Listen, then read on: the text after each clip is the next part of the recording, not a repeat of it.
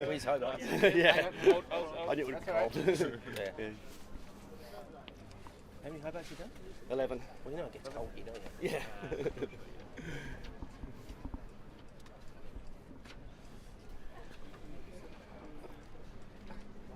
11's heaven.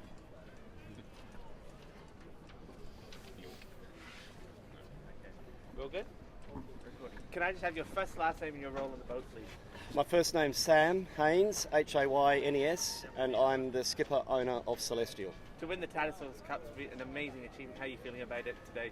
It's just, like I've said before, it's mind-bending. It's a lifetime achievement, really, for me. I've been trying for this trophy for a long time, and it's an awesome thing, life changer. Have you been waiting? Has it been a nervous wait the last couple of hours just to get it confirmed? Tell us about what's been going through you the last couple of hours. Yeah, it's definitely been very nervous for me. As you probably know from last year, I've been through a process to get, to the stage where I'm actually holding the trophy, and I couldn't really believe it until the announcement. I couldn't let myself believe it until the announcement yesterday after the redress hearing. And but you probably might have seen the celebration after we got that phone call from the Commodore. I didn't really believe it until it was officially announced. How would you rate your team, Sam? Talk to us about the team and how you all work together. The team, we have a really good team on board the boat. A lot of us have sailed together for a long time. We also have some new people on the boat for this year that have been selected to, boost the skill set on the boat. I've got Sailing Master Rob Greenhalgh, who came on board. I've sailed with him in the past, and he made a big difference to our campaign. Jack McCartney has been sailing with me for a long time. He's one of the other sailing managers on board the boat, and one of the top yachtsmen. We've just got a really, really good crew of people on this boat.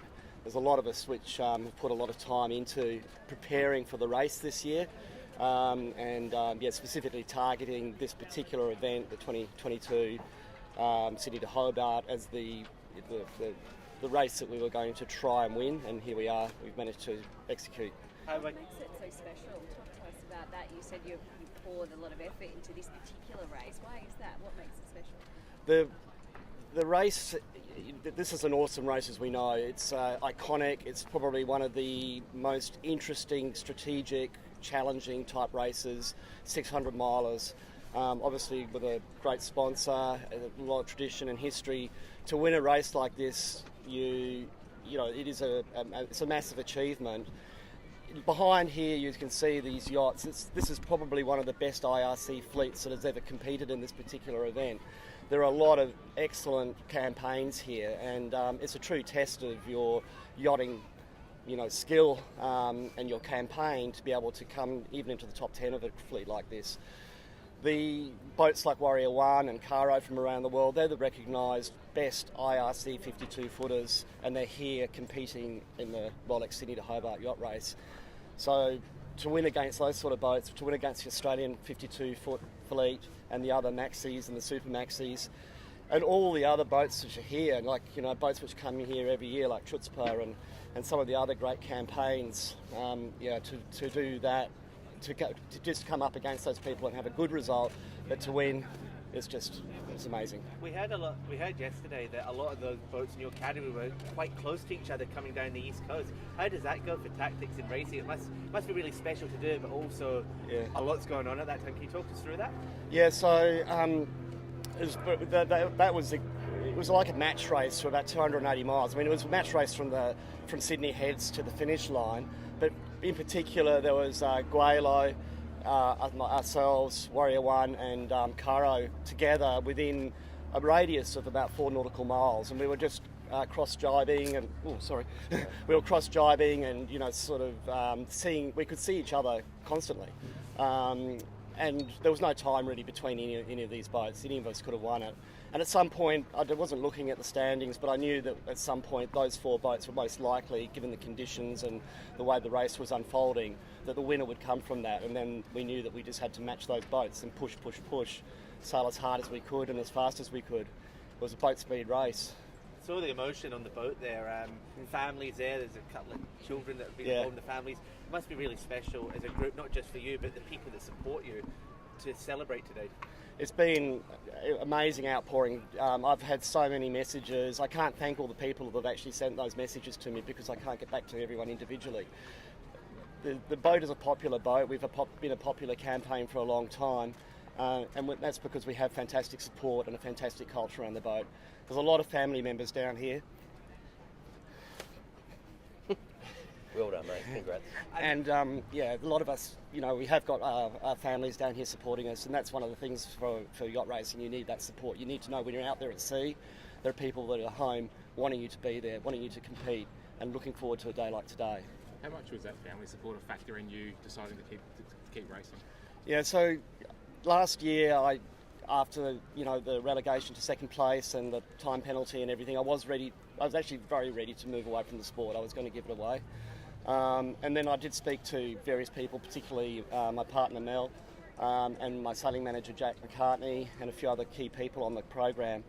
And we just decided, look, it's not the way to do it. I didn't want to walk away from a sport that I love. I didn't want to be forced out.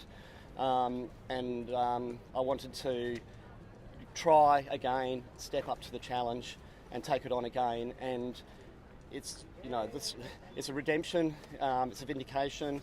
The boat's as fast as IRC time 2 years running, notwithstanding what happened, and the crew and this yacht are in the top echelon. So we wanted to come back and try again, and we did. And the family support to make that decision was incredibly important to me. You coming back, or now you've done it? Is it now time to walk away? Every time I do this race, I think I'm never going to do it again. So, but we'll be back. I think, for sure. I mean, why wouldn't you? It's a fantastic thing to do. Are you looking forward to a couple of days in Hobart of relaxation and maybe catch up with other boats and swapping tails and that type of thing? We'll be here for New Year's Eve, and we're going to Quest, one of our great rival boats. They've won the race multiple times and are always there. They have a big New Year's Eve party, so we'll be going to that after the presentation, but then going back to Sydney, and then I'm off to Perth for a 10-day holiday from Perth originally, and that will be where I'll put the feet up, have a break. When you look back on, I know it's early days, but when you look back on this, what would be the overriding memory and emotion from the last couple of days? With especially as the owner skipper of a boat, you have a lot going through your mind. You're always concerned that you're going to break something, put yourself out of the race. We had a few majors which could have put us out of the race. You probably saw the ripped mainsail. The top of the mainsail was damaged actually in the evening of the first night, so of the first day, the evening of the first day. So we carried that damage for a long time. And, I'm there thinking, oh my God, this is going to rip, it's going to put us out of the race. We had various other things. I mean, that happens in these races. You always are pushing the boat to its absolute limit.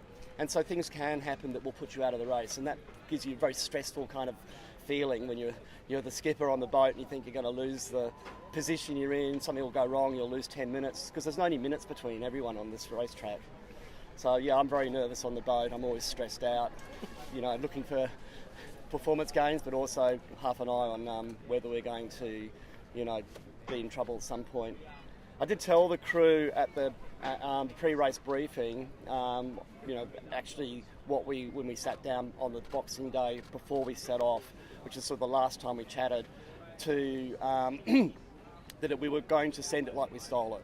We were going to drive it like we stole it. We were going to put the boat to its absolute limit and go as fast as we possibly could, because we knew that we had to do that to be able to beat these other boats, because everyone's going to be doing that.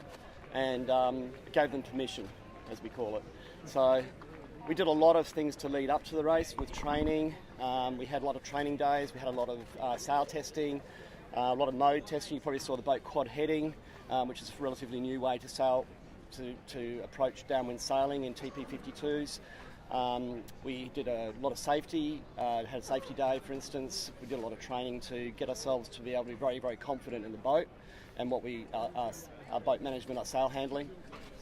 So we set ourselves up, but the last thing I told them was, I want you guys to take this boat and send it.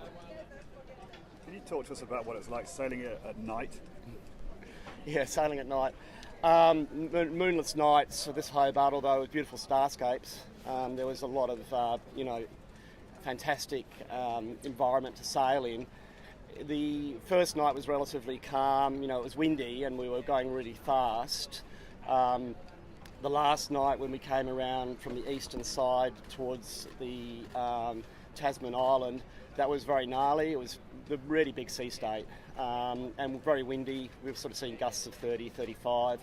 The boat was waist deep in water. It was just so wet, diving into waves, violently shaking and being driven by Jack McCartney, who's a highly skilled helmsman, right on its limits. So, it's exhilarating and it's terrifying. And you can see with damage that happened to other boats like Koa, for instance, and Huntress, they've hit objects in the water, and of course that can happen to anyone. And, there's an element of extreme risk in doing fast yacht racing, particularly at night. But we manage all those risks as best we can, but anything can happen. Thank you. Thank you so much. Congrats again. Congratulations. How old am I?